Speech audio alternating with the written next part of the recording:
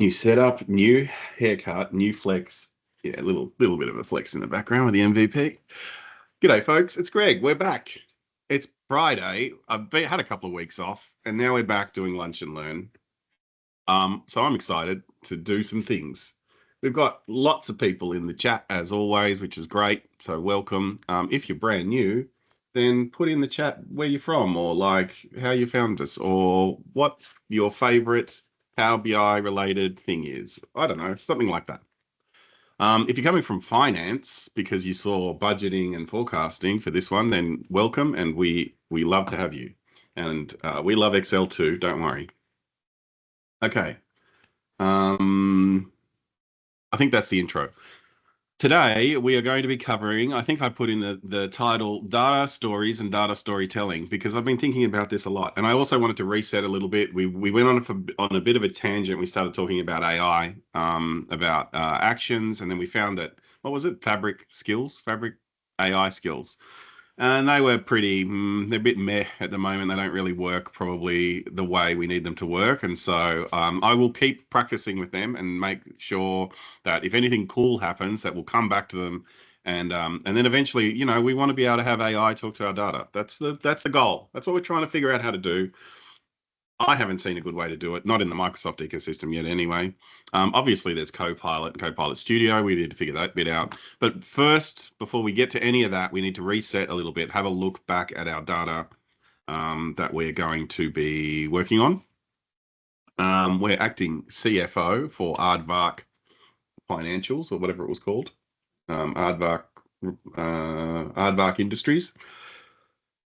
And we are trying to figure out our P&L, budget, and forecast, and we want to consolidate it across multiple departments. That's literally the plan. To do that, I wanted to talk a little bit about how things kind of work in the data world and why this isn't necessarily easy, and all those sorts of businesses. So let's talk about data stories and data storytelling. And I think to start this out, have all the right things on. Great. So when we talk about a data project, or we talk about reporting or analytics or anything like that, there's three kind of things that we need to be able to build. Okay, so what we're trying to do is we're trying to build insight, right? So we're like, answer questions. That is the goal. Actionable insight is what all the people tell me is the right thing, right? Actionable. I'm getting really good at drawing with my mouse. Insights. So how do we get actionable insights? And what are actionable insights? And what do you mean by actionable? And what do you mean by insight? And all of these things. So fundamentally, the question is data analysts, data engineers, CFOs, whoever we are, this is the goal. We need to create actionable insights for whatever we're talking about. Now, what do we need to be able to do that? So to do that, there's three kind of things we need. We need data. That's definitely a thing we need. We need to know about the people who use the data. And we need to know about the process they follow.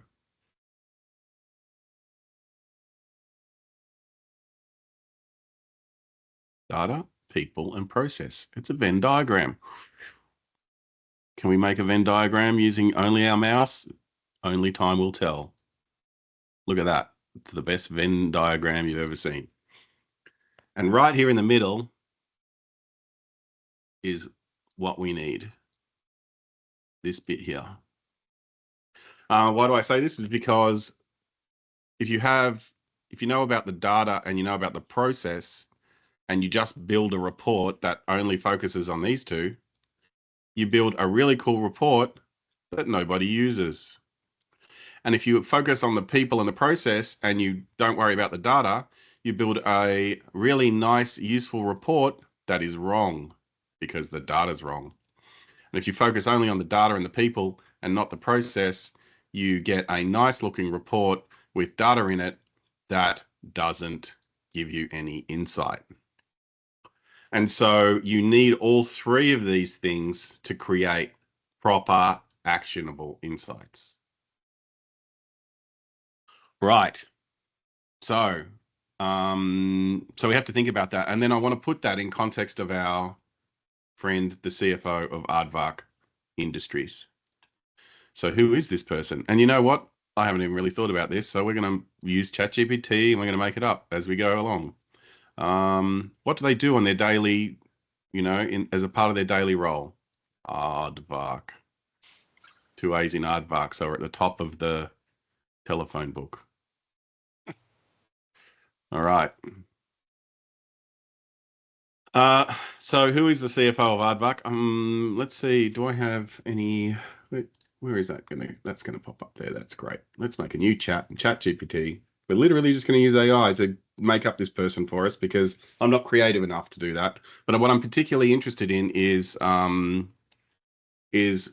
when it comes to budget and forecasting and P&L, what are the activities they do? Okay, so let's make up a fake person who is the CFO of Aardvark Industries.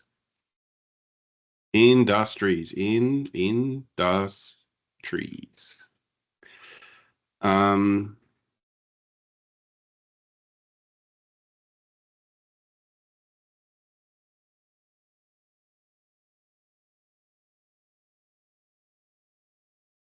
Lisa Thompson, the CFO of Aardvark Industries, mid-sized manufacturing company. Lovely. She gets up in the morning, has breakfast, does a quick workout. That's great. Checks the financial news and the market updates to stay informed about any developments that could impact Aardvark's operations or investments. Sounds good to me. She goes to the office. She reviews her calendar, looks at the meetings, checks her inbox for any urgent communications or updates from the finance team. Okay, so so she's fighting fires in the morning, potentially. She's making sure nothing crazy's happened. Oh my God, payroll failed, that kind of stuff. Has a look at what meetings she's got in the day. Then she has a quick meeting with a financial controller and a key team and members to review the company's cash flow, current financial status, and any concerns about the week targets. Awesome. Discuss the performance of Aardvark's main revenue streams, cost centers, and any deviations from the forecast. Beautiful. She's doing this daily. Do you reckon a CFO would actually do this daily? Is there any CFOs in the chat? That'd be awesome if you could just tell me what you do. She meets with the CEO, the COO, and other C-suite members to discuss strategic objectives. Often involves a high-level discussion around growth, risk management, long-term financial planning. Key topic for today's meeting, they've literally made up a day, is evaluating potential investment for new manufacturing technologies like AI and ChatGPT. Exploring expansion into new markets. Great. Then she's done all of this by 9 a.m., like 10:30. That's pretty impressive. This is C-level, they're very efficient. She spends time reviewing the latest financial reports, drilling into the numbers, ensure everything aligns with the goals. She signs off on key financial decisions. She ensures compliance. She has lunch with investors. Good on her. She meets with the department heads, and then they go through their financial stuff and their budgets. She understands the financial strategic event that's aligned with the broader strategic goals. She reviews risk and compliance. Make sure that all the financial and legal regulations are preparing for. So if there's audits happening, she looks at their audits.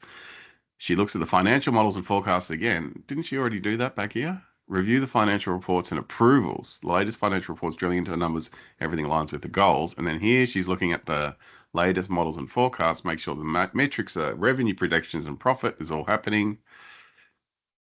She uses the insights to tweak strategies. She checks in and then delegates all of her tasks off to somebody else, ensuring that they have clear priorities and deadlines for the week ahead. Wraps up the last part of her day. She responds to emails, catches up on anything outstanding, and heads home at 7 o'clock. So she does an 8 till 7 day because she's a C-level, and that's it. They work harder than everybody else to earn their 10 times the money. This is great. Do you know why it's great? Is because look how many opportunities there are for reporting in here. Can't help her with a workout potentially, unless she had like a smartwatch. Anyway, we could start capturing like workout information. So here's the first report that she checks. Checks the financial news and market updates. Now she won't do this it's not a report, right? She'll go into Bloomberg or whatever and then read the news or however it is. But it could be, if you really wanted it to be, you could make a little report there. So there's an opportunity. Checks the calendars for meetings, looks for urgent communications. Then she does another report. Company's cash flow, current financial status, P&L, balance sheet, and any concerns about the week's targets. Well, that's a report right there.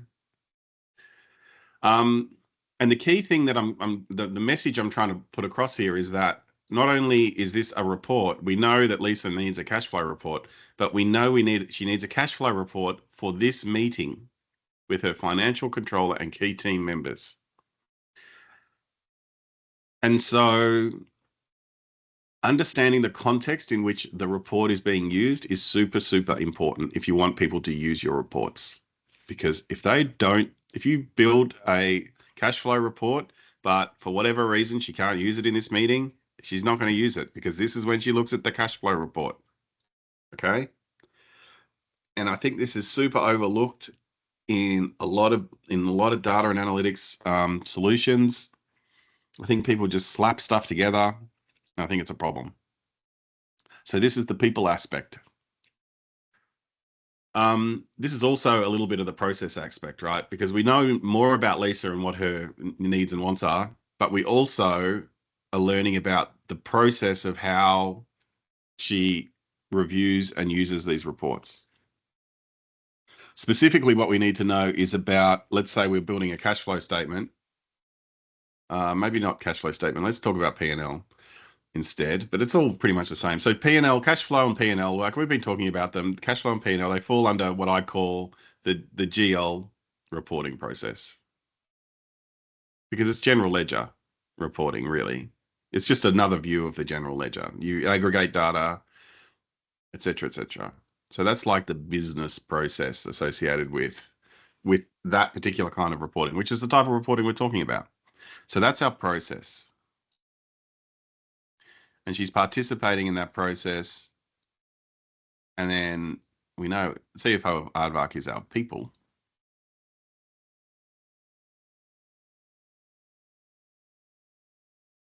So then the last thing is, what's the data? Or data. Okay. And so the data is the general ledger and probably a bunch of other things, but we'll just.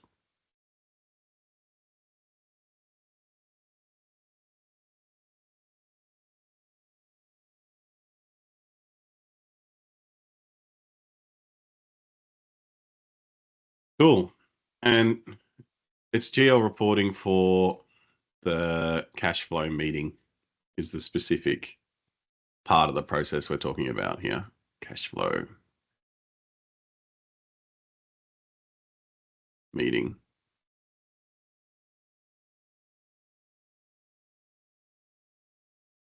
All right.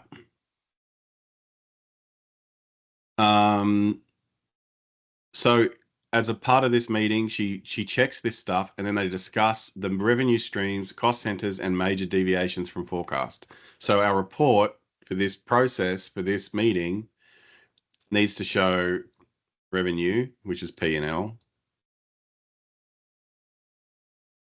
It needs to show by cost center, we know that, by CC.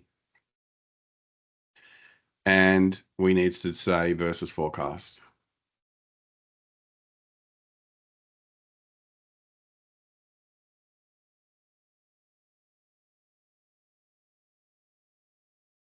And you know what we don't do is we don't build a whole bunch of other stuff. We just build this for that meeting. Just that report that fits this particular part of the process for this particular person using this particular data. And if we do that and we do it successfully, theoretically, people like our reports and they like our that Power BI and the cool stuff. Okay. And so that's the mindset that I take into every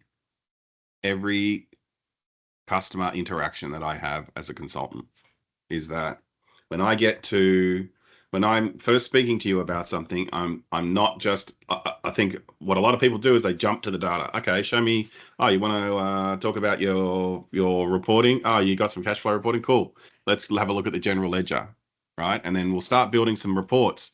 I'll get some data and I'll build you need cash flow. All right, I'll build a cash flow statement report and it's got every possible thing about cash flow in it. And then let's do a P&L and that's got every possible report and we can slice and dice it by 17 different attributes and let's bring in this dimension and then I've got this other dimension in G&L. You didn't ask for that, but I'll put it in anyway.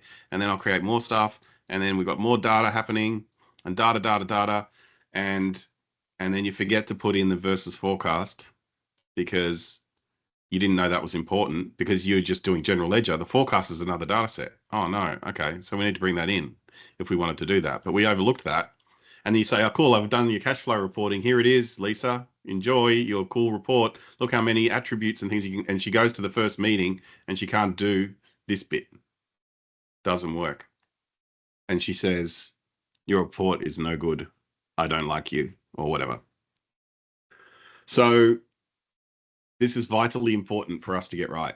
It's vitally important. So the early stages of a project, when you're talking to people about what they need, then don't just focus on the data. Focus on the people and focus on the process.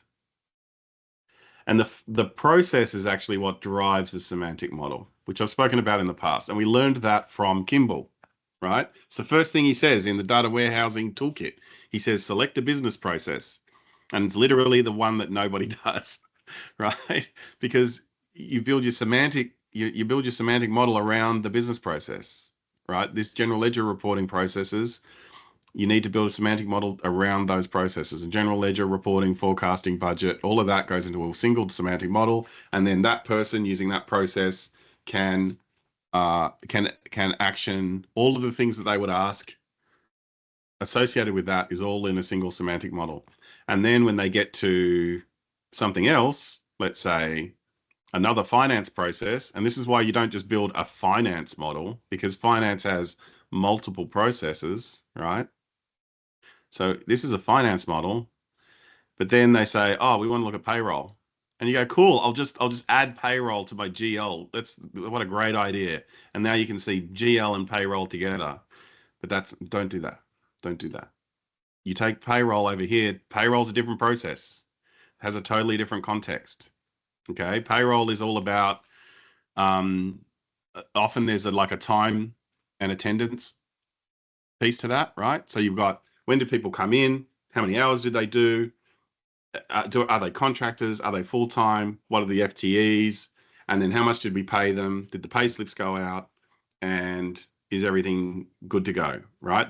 That's kind of the payroll process. Totally different to your profitability reporting process. If you want to see the cost per head, like cost per employee, that doesn't live down here in the payroll process. Cost per employee is not a payroll question.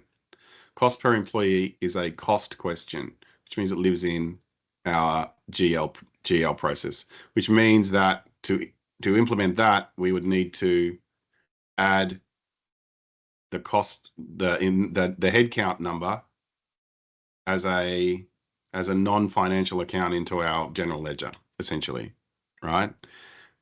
I think. I know I'm speaking with a lot of confidence here, but I'm pretty sure. I'll put it to you that way.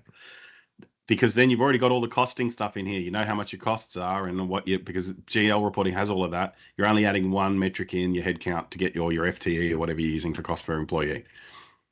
Okay, so you're adding in the appropriate data into the appropriate thing. So then you're creating this payroll model is totally different. Still a finance model, still finance, lives in the finance domain, but this is now centered around time and attendance. It's centered around payroll payments. It's centered around all those other things, leave, that kind of stuff. Yep. And then you've got an employee dim, and away you go. And then this supports all of that lovely payroll reporting that someone might ask in their question. Now, if we look at Lisa's journey here, she doesn't review payroll at any point, so we don't care at this time. I don't think she's having a look at any payroll. She's looking at a lot of other things, but she wasn't looking. She didn't. I didn't see anything where she checked whether payroll had happened, but she would do that at some point during the week, right? That's a kind of a CFO thing. You would definitely be reviewing payroll at some point. Mostly, though, that's talking about financial modeling and forecast. So the fact that she didn't mention payroll when we were asking about what she does during her day or whatever means that maybe it's not high priority right now, or she's already got good reporting around it. Cool. Anyway, so that is people, process, and data. Now, the funny thing about this is that if we get this right, if we're good at these three processes, if we're good at people, process, and data, guess what else is going to rely on people, process, and data? AI. Dun dun dun. If you want to do AI, you also need these three things because AI and reporting are basically the same thing.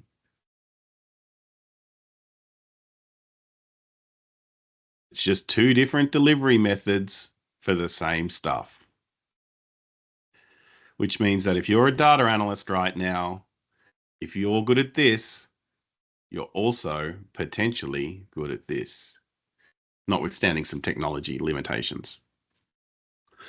Because report is just a way of viewing your data, right? This is it's a way of looking at a data model and saying, okay, well, now I've got my P&L. Now I've got this. You're building dashboards and visualizations on top of a data model. Well, AI is going to do the same thing. It's going to say that you know, ask it a question. Hey, what was the financial results last week? And then it's got to go and get that data from somewhere. And AI is not very good at making it like aggregating it on the fly. Like that's not doesn't do math. We know it doesn't know how to count the number of R's in a strawberry. Maths, bad, not good at maths. You know what it is good at? It's good at reading reports that already exist. That's what it is good at.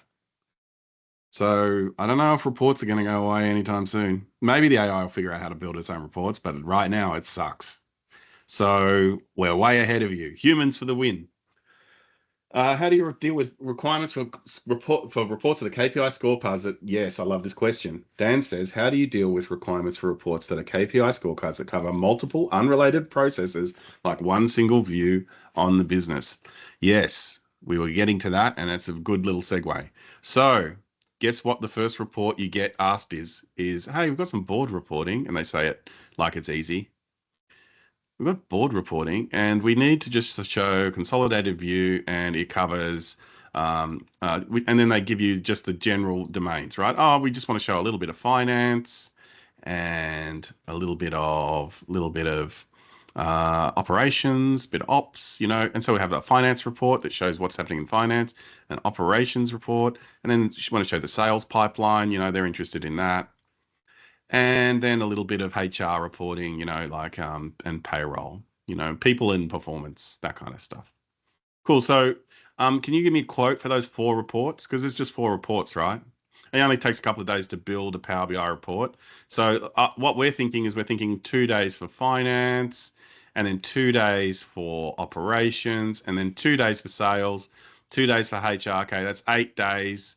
Um, you know, let's say we'll give you a budget of say 10K, and you can deliver that for us by so in a couple of weeks, right? So 10K, a couple of weeks, and you can do our board reporting. Yep. Sound good? Sign off. And if you're someone who's not experienced in Power BI, you go, sure, that sounds great. Amazing. I definitely can do that. I've built a Power BI. I did dashboard in a day. I built a Power BI in a day. You're giving me 2 days. That's heaps of time. But if you're a little bit experienced in Power BI, you know that that's not happy face. It's sad face. Because that is impossible. Um, and And this is the reason why, is because you're aggregating. So finance, let's say finance has 4 business processes associated with it. 4. And then operations has 4. And then sales has 4. And then HR has 2 because they're lazy or whatever, right? So now we've got 4 and 4 and 4, that's 12, and 2 is 14. So that's 14 data models. 14 models to support the reporting that you need. If you do it properly, and you can hack it, and you can try and do this in 8 days if you want to. You build 14 data models, and then you need to build reporting for each one of these processes so that you can check the numbers, right? So let's say the first one is GL reporting. This is GL. This is payroll. This is what else do finance do? Like maybe something else, forecasting, whatever. Like you get the gist. So you got to build a report for GL, make sure that's correct. Build a report for payroll, make sure that's correct. Make sure that the forecasting's correct. Make sure the other one's correct. Make sure the operations, stock on hand is correct. And then you've got stock movement, which is a totally different thing, even though it sounds the same as stock on hand. And then you've got warehousing or something else. And then you've got something else associated with operations. And then in sales, you've got lead to cash, which is your sales pipeline. And then you've got in sales, you've also got things like, I don't know, expense claims or something else. And so you've got all these different things, but you need to aggregate it up into a single report. Now, if you're doing it properly, you should say to them, okay, let's talk about the processes. This is why we need to include process. Because if you do people and data, then you try and just build 4 reports here, and you get swamped with all sorts of horrific things happening. But if you focus on the processes, you say, cool, you want to build some forward reporting for finance. What are the different processes that we need to report on? And they say, oh, we need to do GL and we need to do payroll. And then every time they mention a new process, you add a new data model to your list of data models you need to build. And each data model could support 20 reports. Like, it doesn't actually matter. The model's the important thing. The reports themselves are just report pages. They only take a couple of days at most to build each one, and sometimes only a couple of hours. If you've got a really good model, you can build a report really quickly. And you can create self-service, right? And all that kind of stuff. But the models associated with the processes is what is going to drive the success of this board report. And that's not easy. That's not easy. And you have mixed things. The metrics onion. Oh, this is good. Yeah, so multiple unrelated processes, but one single view of the business means you have to build all of the underlying processes first, the models for the underlying processes first, so that you can create the final report. That's the proper way to do it. I don't know if anyone's ever done it in the history of the world, but that's how you're supposed to do it. So the board report is unfortunately the one you have to do last, not first. You can't do it first. It's like, if you try and do it first, you're just going to end up in the weeds, is how you can do it. You can pretend to do it first, like you can kind of mock it up and start bringing relevant pieces in, but you have to always keep in mind that you're still needing to eventually turn into this multi-model thing. And you'll see everybody does it. So if you're doing it right now, don't feel like, oh no, I'm doing things the wrong way. What everybody actually does is they go, cool, I'll bring in some finance data, and then I'll bring in some ops data, and then I'll bring in some sales data, then I'll bring in some HR data, and then I'll bring in some more data, and then some more data, and then some more data, and then I've got some dimensions that are all happening out the outside. But then the context is wrong, so I have to create a many-to-many relationship between this dimension and that dimension to make that piece work, and then I have to do this one. But then this one is at the different granularity, so I have to create a bridge table here, and then bridge that one to this one, and because of the mixed contexts within your data model, you end up with a giant mess, and it's really, really hard to deliver the board report. But if you had all of these nicely built in data models, nicely, beautifully done, life becomes so much easier. Look at that scribble. There you go. What's the metrics onion? This is another meme from Shelley. Let's look at it. How many users have we got? Active or ever? Active, I guess. All or only paid? Paid. Subscriptions are one-off, meaning including lapsing. What's lapsing? What's it for? Yeah, that's so true. This is like this is one question. Now, how many employees do we have, right? And so this is what it's like. And then yeah, averages deceive, etc., etc. That's a good one. There you go. So it gets hard, it gets really, really hard to do board reporting. It's just it's not like sometimes it's easy and sometimes it's hard and sometimes it's easy because you get lucky, right? And if you're someone who's like, Greg doesn't know what he's talking about. I delivered a board report and I had no problems. It was fine. We just pulled the data in. It's honestly, it's just because you were lucky. You were just lucky. I'm sorry. Wasn't skill related. You're just lucky that the data was there and it was available to you. All right. So if we do get a request for a board report or some kind of consolidated report, it's the same deal. Who are the people? What are the processes? And then what is the data? Rock data. Same thing. Answer those three questions and you will save yourself a lot of gray hairs. A lot of gray hairs. Cool. So the only other thing I want to talk about is I want to talk about then how do we go from data to insight? Because this is what we're trying to get to, actionable insights. And if we know the people and the processes, we know the context. This is context stuff. And then we've got the raw data and we need to turn the raw data into the context. So how do we do that? And I've been thinking about this a lot and I've spoken about it before, but I'm going to talk about it again. We go from data entry over this way and we get to insight over this side.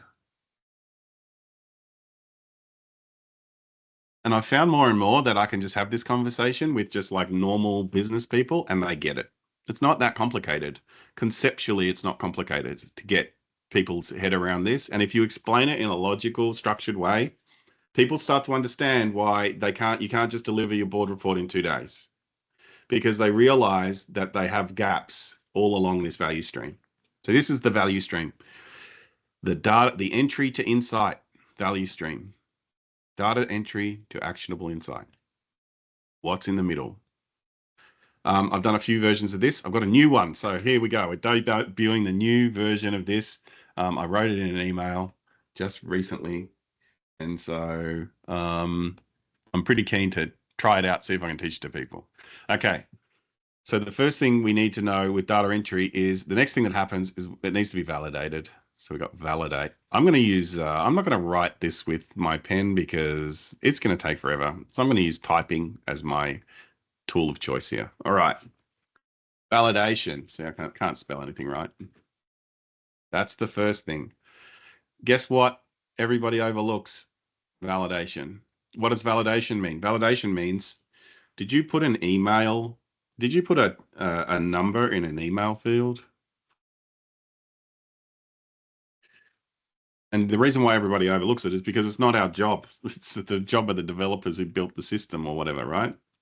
Now, it is our job to tell people about it, though, because it's really important. The data needs to be validated. And so validation is the first step. I want that to be black, but the rest to be gray. Can I do that? No, I can only color the whole thing. Whiteboard is a great tool. So yeah, typically data validation happens, on entry, right? As the app developer or whatever puts in something to make sure you can't put a number in your email field. It doesn't means you can't put in crap data. And if you've got Excel as the source, then you're open to validation errors. And so Excel is the biggest culprit here. Watch out for Excel. Honestly, with just understanding how data is entered and the validation piece, you can stop a whole BI initiative in its tracks just with that. And you haven't even gotten to the point where we pull data out because the data just isn't appropriate. I actually had a conversation with a customer the other day, and all of their stuff's in Excel. And they're like, we would just want to build like a really robust reporting platform, a super robust reporting platform. And I'm like, but your source data is 400 Excel sheets. You you have a data entry and validation issue before we even attempt to do anything else. And we say, well, what we can do is we can build a cool data model that does all the things that you want to do, that shows the proof of value of Power BI. It'll be mostly demo data. Maybe we can pull in one or two sheets, but don't don't try and do the rest until you've sorted out your entry and validation. So there you go. That's the first step. Entry and valid. And all of this stuff at the beginning is going to be governance related, of course, right? We need to get our governance right before we do anything else. So validation and making it smaller. That's how many steps there are these days. Okay, I've got to remember what I actually wrote. Hang on. That's not going to go up here. It's good. Um, Structure.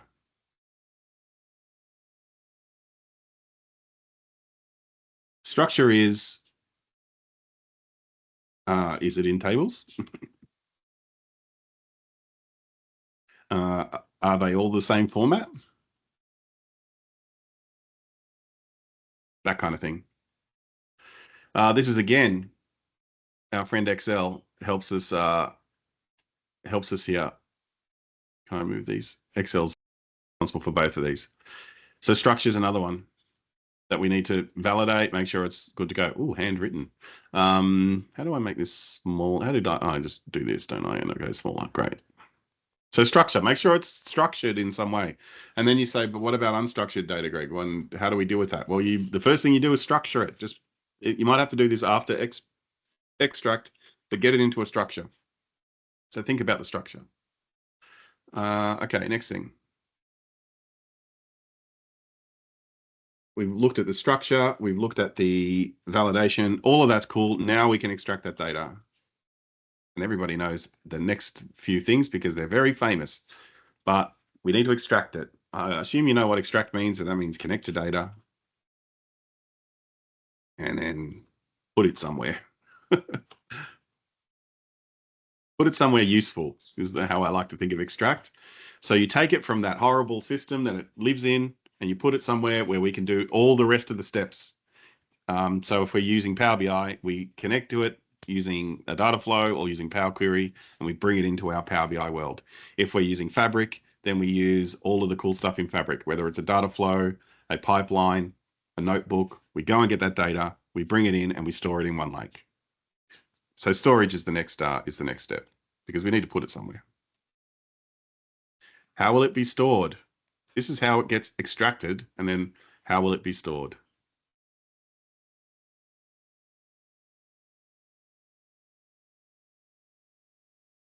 How will it be stored? You ask them. And they say, we don't know. We don't have any storage. We were thinking Excel spreadsheets in SharePoint. What do you reckon? And you say, do you have any other options? And they say no. And you say, well, that's going to be it then. Excel spreadsheets in SharePoint it is. Storage is the next thing. All right. Now we've brought it in somewhere useful. We've extracted it and so now we have to do useful things to it. But before we do anything, we need to ensure that it's secure. Security. So security means, is it protected and does it contain anything sensitive?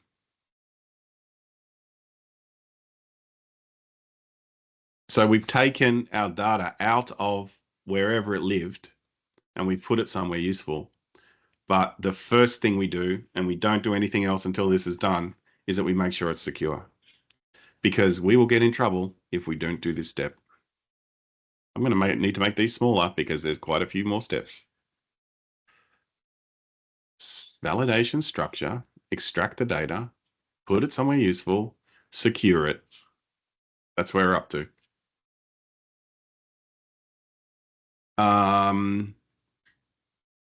And then further to this, just anything else that's governance related.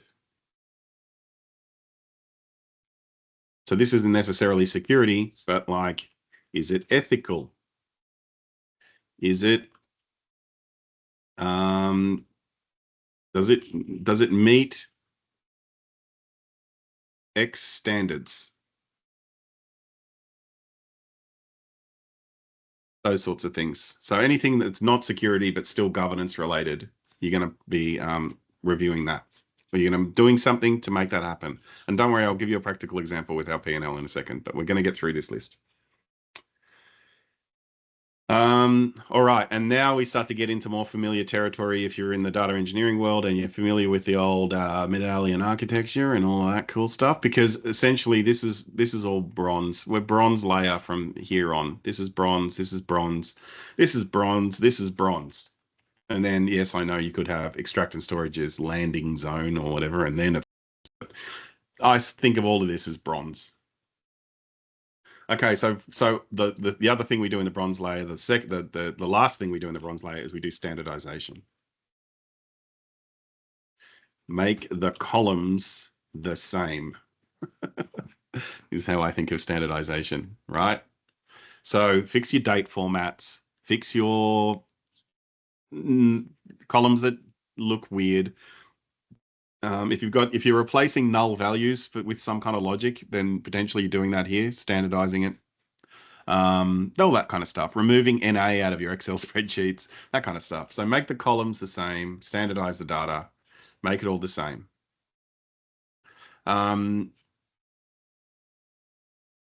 Standardization is potentially where you apply data types. I'm not too fussed around data types. I think data types you can potentially do in the next stage as well. I tend to try and leave bronze as core as possible, and I think data types just make things complicated, because it starts complaining about data types not working. So I tend to recommend to people that data typing can be done in standardization, but you can also do that in the silver layer. And I think, different people have different opinions on that. I'd be interested to know your opinion. Normalize the time zones is perfect for standardization. Normalize the time zones. Fix up the dates. Normalize the time zones. All that stuff. Okay, we're getting a lot of steps here. Should have probably gone vertical instead of horizontal, but you know me, just like writing out processes. Okay, we've got standardization because look, we're almost at insight, but we're not really. We're like way away, so we've got to move that over here, right? Okay. Okay, standardization's the next thing. Get all that normalized, get it all nice.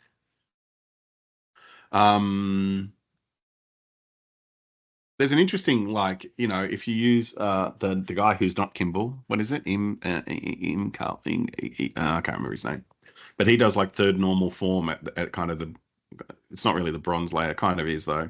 So he standardizes by putting everything in a highly optimized state. I don't really like that. I like Kimball's method, star schema. It's better. I don't know. Third normal form, really, who cares about third normal form?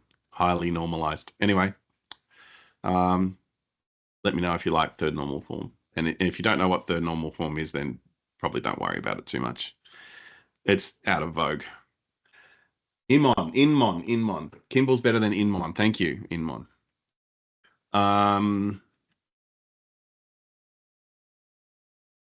Where are we up to in our thing? We're up to standardization. So we need to go to the next layer, and now we're into silver layer. This is enrichment. What do we do when we enrich the data? We add useful columns and make it cool. No, let's not say make it cool because that's confusing. Add useful columns, merge or union our data sets.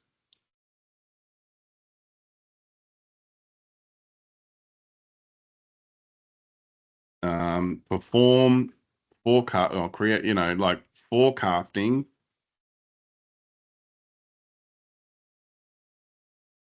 or do AI stuff.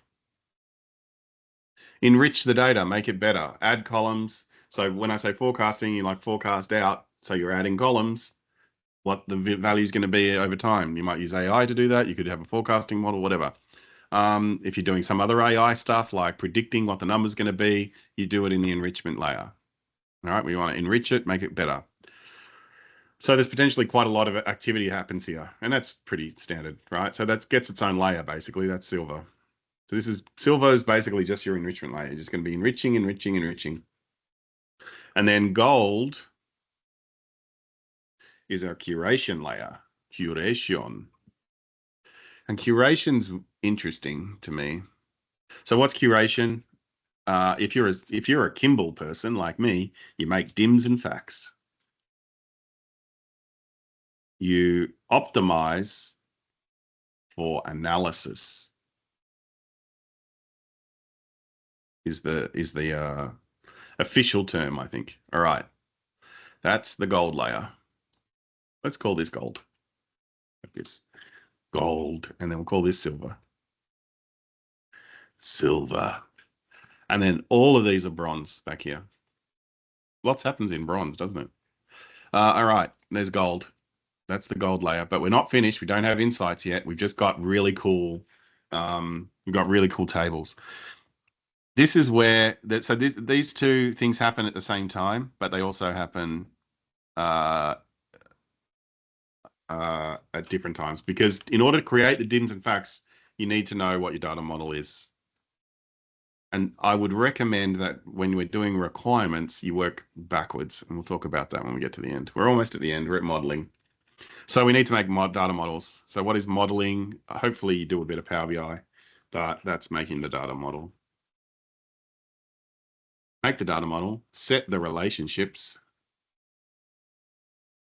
create model-specific calculations, and just generally do all that stuff that you almost always do in Power BI, right? It's a Power BI thing, modeling really. But usually you need to create this data model and then you need to push it and then say to whoever's doing the gold layer, hey, can you make the extra dims and facts for me?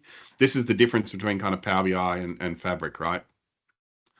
In Power BI, you're doing all of this in Power BI, right? And basically what you do is you do all of this all the way up to here in Power Query. This is Power Query.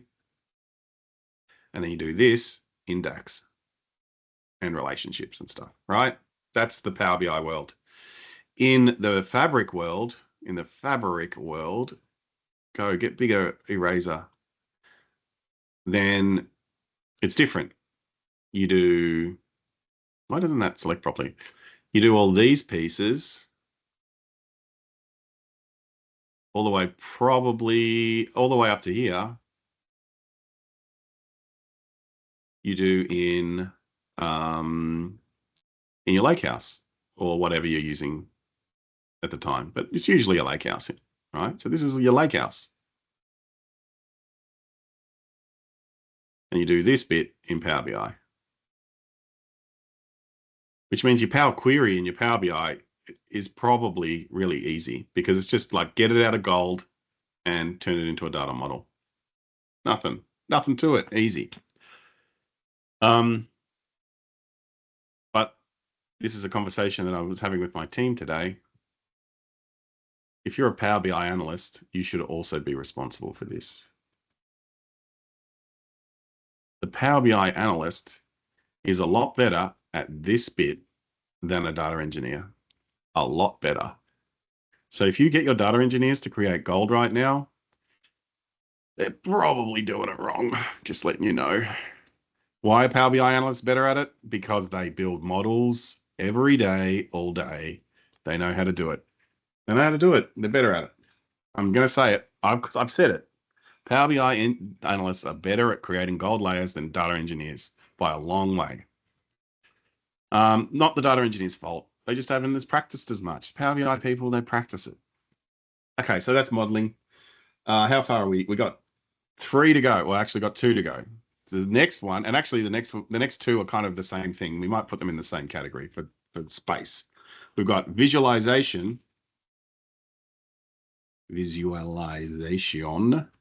and data storytelling. And what is that? That's creating pretty graphs.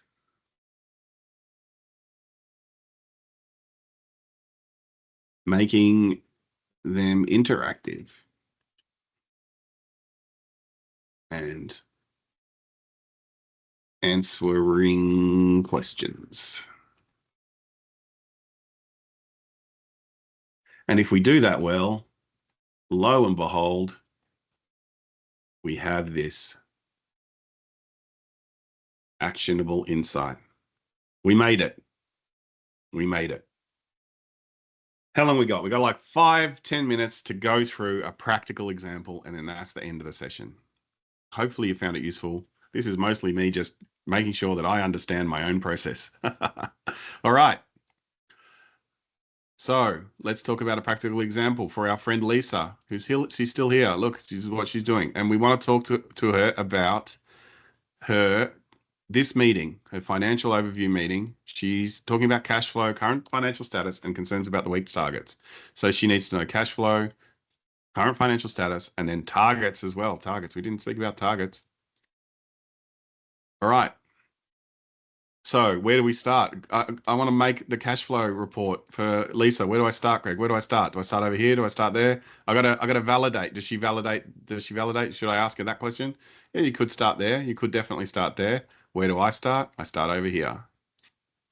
And this is where, you see Power BI people on always talking about, you know, when you start a project, start by asking them questions about what are the insights you need.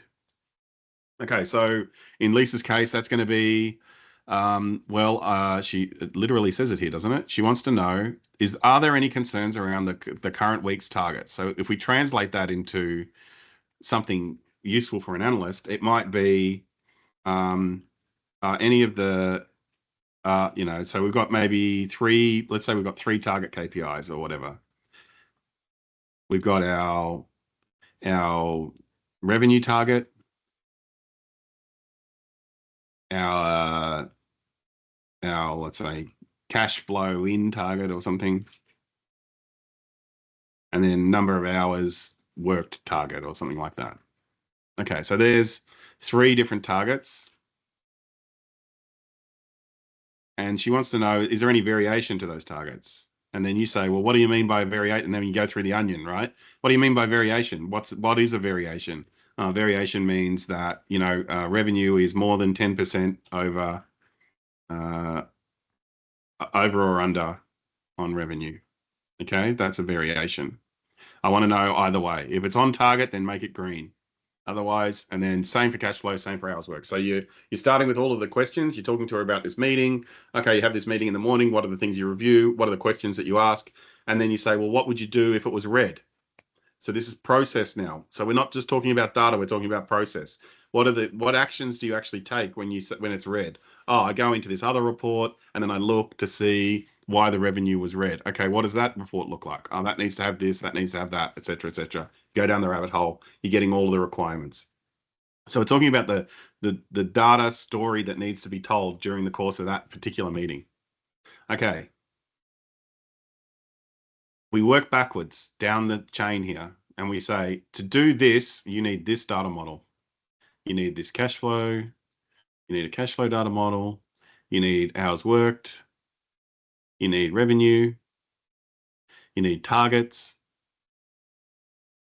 And let's put it all together. And you say, how do you look at this? Let's look what they said. We look at it by cost center, and that's about it. Okay, so you need department, and you need cost center, and you need employee, whatever it is. So there's our dimensions. And then this is our data model. Great. Got a data model. I've just, look how good I am at data modeling. We modeled it. We step back down the chain. To get this data model, we need to now create a gold layer for it. That's the next thing. So what are the DIMs and facts? Well, the good thing, like I say, modeling and curation is pretty much the same. You already know. There's your DIMs and facts. We've already done that. All we have to do is ensure that that's going to be there.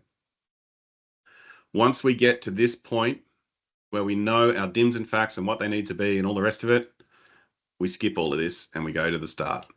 Because we say, now we need to know what's the data to support this data model. And that happens right at the very beginning. So we take our what I call the conceptual data model. This is my conceptual data model. Might not be perfectly correct. We don't know if we have all this data yet, but based on the requirement the business has given us, This is what the data model they need to support that. Now, do they have the data? We're about to find out. Conceptual data model. So then we zoom all the way back to the beginning and we say, right, we need target data. Where is the target data? And they say, oh, we put target data in a spreadsheet and it goes into SharePoint and then we do this. Okay, great. Is the target data valid? How is it approved? What happens with the validation side?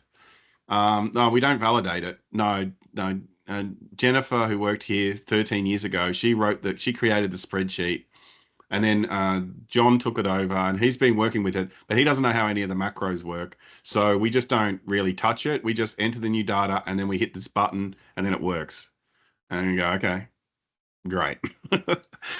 so so then so then before we move any further, you bring that back to Lisa and you say, you realize this is happening with the target data? And she's like, yeah, I know. I've got a project in place. We're moving all of that to a special, new system where we put it all in SharePoint lists. That's a project in flight. In the meantime, we'll just do what we can. All right. Okay. We're going to pull this out of spreadsheet. Okay.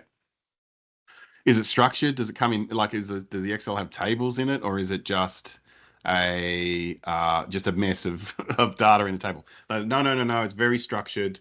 All the data always goes in the same spot, and then we save it in this place, and we save it every week. And it's also in an Excel table, so you can read just the table if you need to. Oh, perfect. Well, we're lucky.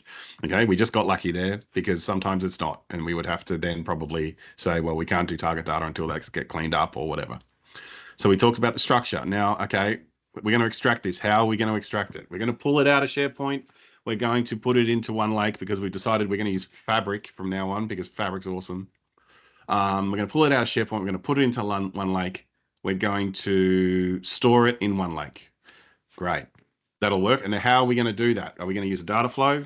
Or are we going to use some kind of like crazy Power Automate scenario or a Logic app to pull it out? Oh no, we'll use the data flows in Fabric. We've got Fabric. That'll work fine. Great.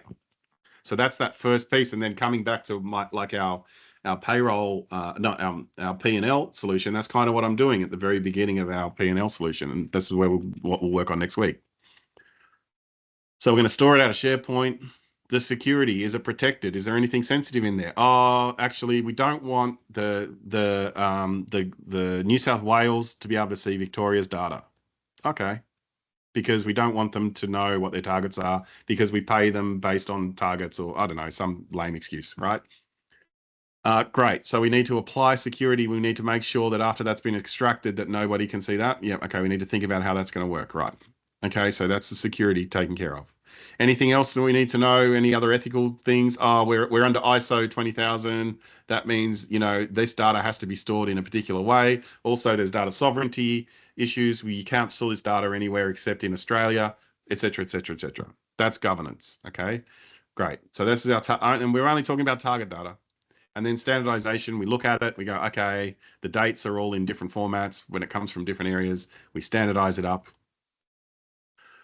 We then enrich that up if we need to. So maybe the only in the target spreadsheet, there's only a department ID or something like that.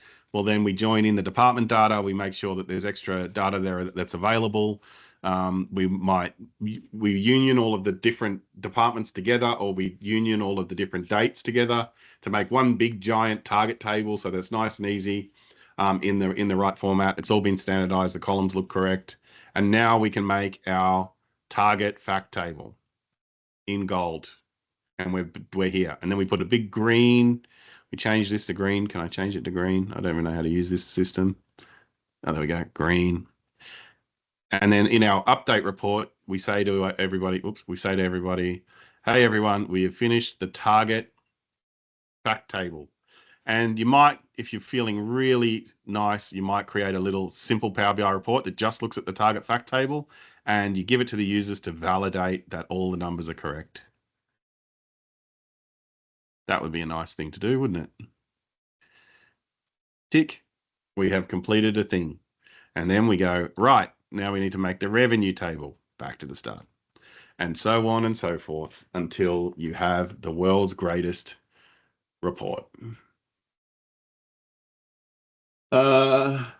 Slowly changing dimensions should be set back up in silver or enrichment. Yeah, slowly changing dimensions. You mess with that in silver. It really just depends. Like sometimes you need to bring it into the model, but yeah, I'd say that's a silvery kind of area. And that's it, my friends. That is it. So that is the story of data. And now we didn't talk as much. I was wondering if I'd get to data storytelling, which is this little section here, which because I did say data stories and data storytelling, but I wanted to. But data storytelling is really going to be about, is really about all that stuff we already spoke about, which is about understanding what's happening and then ensuring that we're telling the correct story for the context of this particular meeting that Lisa's in, right? And so there's lots of information about how to properly communicate that stuff, and we can get into data visualization things when we get to that eventually. Hopefully, we eventually get to it. If I ever stop rabbiting on about process, oh my God, this guy. But that is it, my friends. Thank you very much. It has been a pleasure to see you all again. We will hopefully see you next week. I will book it. You got to book a meeting from a meeting, I learned. So what's that? Bam fam. So I'm going to book it right now. And yeah, well, hopefully we'll see you next week. But that's it. Have a great one. If you're hanging around on the Teams meeting, feel free to stop the recording and we'll have a chat. But if you're on the YouTubes, then we'll see you next time and have a good one.